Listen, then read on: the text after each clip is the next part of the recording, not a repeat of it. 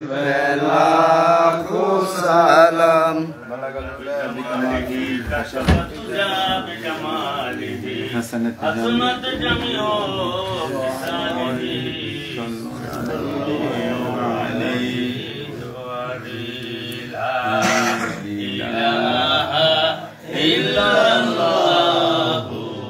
Muhammadur Rasulullah sallallahu alaihi।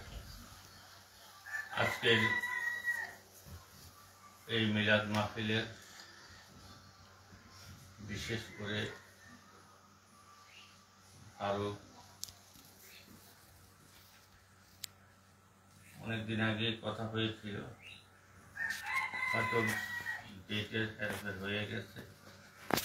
আজকে আমরা এই সকালবেলা আল্লাহ হাবিবের যে মিলাদ দুরূদ শরীফ পড়েছি।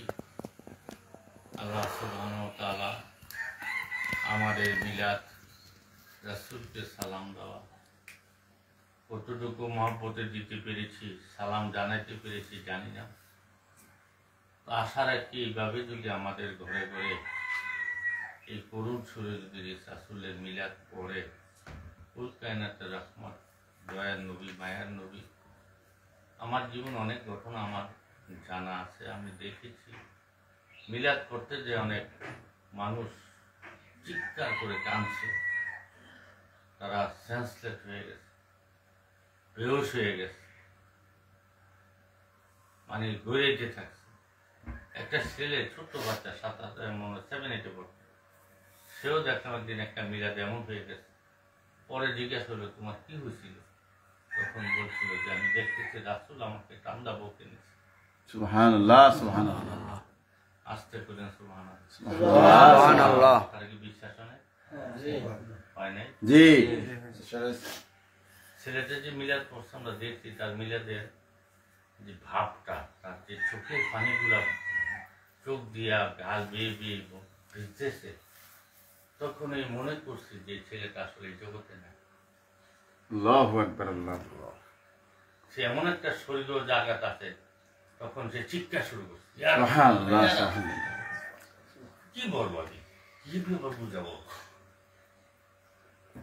এমন আসে আসে না, মুখ হইলেই কাজে অন্তরে বিতর্ক হবে।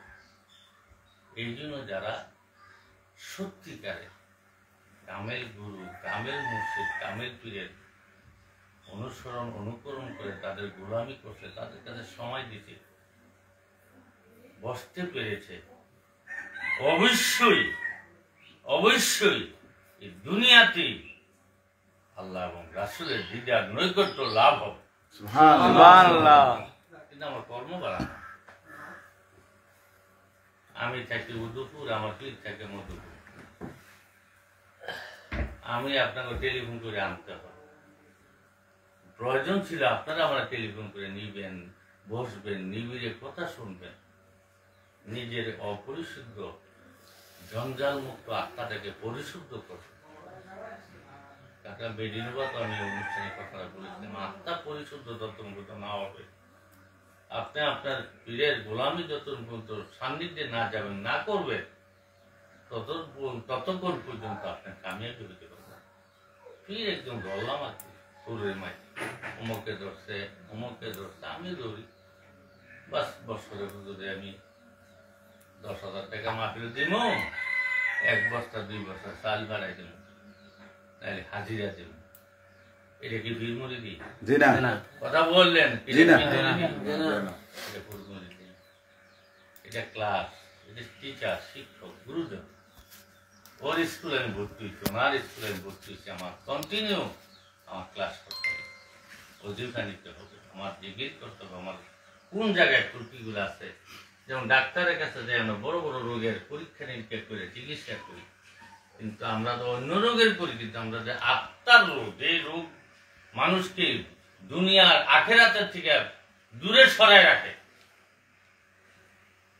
এটা আমার চিকিৎসা করে আমাকে পরকাল দিয়ে দিতে।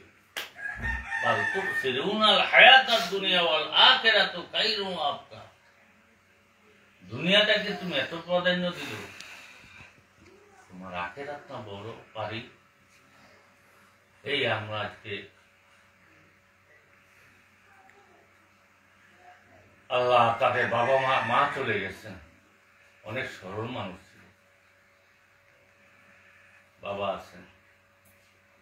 উনি আসলে ওনার স্ত্রীকে হারিয়ে আমি যতটুকু দেখছি, ভালোবাসা আমার অনেক মহব্বত, উনি নিজেকে নিজে আবার একটু এলোমেলো হয়ে গেছে। তো কেমন স্ত্রী ছিল, কেমন স্বামী ছিল, ওনার যে ভিতরে একটা বেদনা যন্ত্রণা, এটা কি ছেলে সন্তানরা পুত্রের বউরা দিতে পারবো? না, পারবো? জি না। তারপরে যে চলে গেছে বিদায় দিতে, এখন ওনাদের আমাদের কার কখন যাওয়া হয় বলা যায় না। এখন কিন্তু মানুষের বয়সের কোনো হিসাব নিকাশ নেই। টুকটাক 25, 30, 40 বছর বয়সে মানুষ আটকা স্ট্রোক করতে মুক্ত মরে গেছে, ফেসবুকে ডেইলি দেখতেছেন। আল্লাহর রাস্তায় আমরা এই দিক দিয়ে আমরা একটু সচেতন হই। যে দরবারেই আছেন, পীরের সান্নিধ্যে থাকেন, আর যারা এখনো বয়স নেন নাই, মুরিদ হন নাই, আপনি কমপ্লিট মুসলমানের জায়গাতে আপনি এখনো যাইতে পারেন, ইমানদারের যাতে যেতে পারেন। যখন একজন কামেল পীরের কর্মকাণ্ড হলো ইমানের বীজটা, মূল জিনিসটা আপনার সিনায় ধারণ করে দেবে। এটা আস্তে আস্তে মেচুর হবে, আস্তে আস্তে এটা বড় হবে, গাছ হবে, বৃক্ষ হবে, ফল হবে। তখন আপনার ইমানের মূল হাকিকত আপনার মধ্যে কাজ করবে। তখন দেখবেন আপনার দুনিয়াদারির এত লোভ লালসা থাকবে না। তখন আপনার পীরের স্মরণ করলে আপনার চোখের পানি আসবে, আল্লাহ রাসূলের স্মরণ করলে আপনার চোখের পানি আসবে, আল্লাহর কথা স্মরণ করলে আপনার চোখে দিয়ে অজন্যে কাঁদতে থাকবেন। এই জন্য ফানাফি সাহেব একজন মুর্শিদের প্রেমে, যখন একজন মুরিদ, এটাকে ফানাফি সাহেব, এরপরে ফানাফি রাসূল, ফানাফির বসেন কথা বলি না, ফানাফি রাসূল, মুর্শিদের ক্লাসগুলা একটা মুরিদের কত উপরে ধাপে নিয়ে যায়। প্রথম হলো ফানাফি রাসূল, এরপরে ফানাফি সাহেব। যখন কামেল মুর্শিদ হবে, তখন এই লোকটা দেখবেন তার প্রেমে মুরিদরা ফানা হয়ে গেছে। তখন আল্লাহ, সে ওই মুর্শিদ কামেল যদি হয়, হক্কানি যদি হয়, আল্লাহওয়ালা হয়, মদিনাওয়ালা হয়, আল্লাহকে পায়, রাসূলকে পায়, ওই লোকটা আসতে ওই মুরিদটাকে রাসূলের কদমে তুলে দিবে। তখন এই লোকটার ক্লাস শুরু হয়ে যাবে ফানাফির রাসূল। কি শুরু হবে? ফানাফির রাসূল। ফানাফির রাসূলের প্রেমে যখন এই ক্লাসটা উঠবে, অ্যাটেনশন, তখন এই লোকটা আস্তে আস্তে রসুলের প্রেমে পড়বে, রাসূলের নামটা শুনলে কাঁদবে, রাসূলের মিলাদ শুনলে সে চোখে দেওয়ার জন্য কাঁদতে থাকবে, জজবা পয়দা হবে। তখন রাসূল দেখেন এই হাল হয়ে যাবে, তখন রাসূল তাকে আল্লাহর হাতে পৌঁছে দিবে। সুবহানাল্লাহ। তখন এই লোকটার ক্লাসটা হবে কি? ফানাফিল্লাহ, ফানাফিল্লাহ। আমরা কিন্তু যে কোনো জায়গায় অমনোযোগী হয়ে বুঝি না।